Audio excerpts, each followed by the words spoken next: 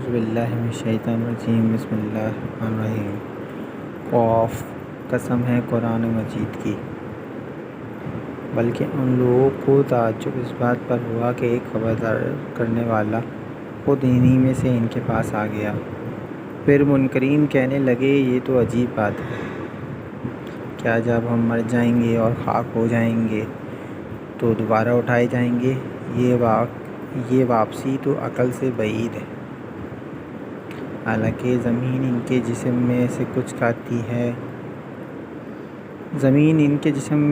کھاتی ہے وہ سب ہمارے علم میں ہے، اور ہمارے پاس ایک کتاب ہے جس میں سب کچھ محفوظ ہے۔ بلکہ ان لوگوں نے تو جس وقت حق ان کے پاس آیا اسی وقت اسے صاف جھٹلا دیا، اسی وجہ سے اب یہ الجھن میں پڑے ہوئے ہیں۔ اچھا، تو کیا انہوں نے کبھی اپنے اوپر آسمان کی طرف نہیں دیکھا؟ کس طرح ہم نے اسے بنایا اور آراستہ کیا، اور اس میں کوئی رخنہ نہیں ہے۔ اور زمین کو ہم نے بچھایا اور اس میں پہاڑ جمائے اور اس کے اندر ہر طرح کی خوش منظر نباتات اگا دی۔ یہ ساری چیزیں آنکھ کھولنے والی اور سبق دینے والی ہیں ہر اس بندے کے لیے جو حق کی طرف رجوع کرنے والا ہو۔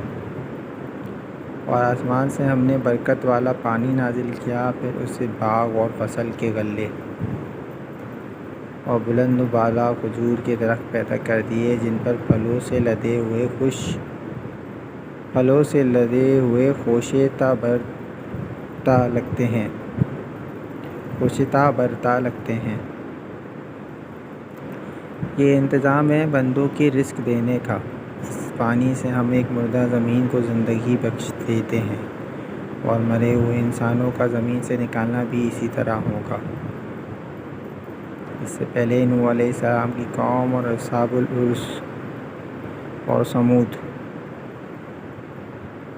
اور عاد اور فرعون اور لوط کے بھائی اور ایکا والے اور تباہ کی قوم کے لوگ بھی جھٹلا چکے ہیں۔ ہر ایک نے رسولوں کو جھٹلایا، اور آخرکار میری وحی ان پر چسپاں ہو گئی۔ کیا پہلی بار کی تخلیق سے ہم عاجز تھے؟ مگر ایک نئی تخلیق کی طرف سے یہ لوگ شک میں پڑے ہوئے ہیں۔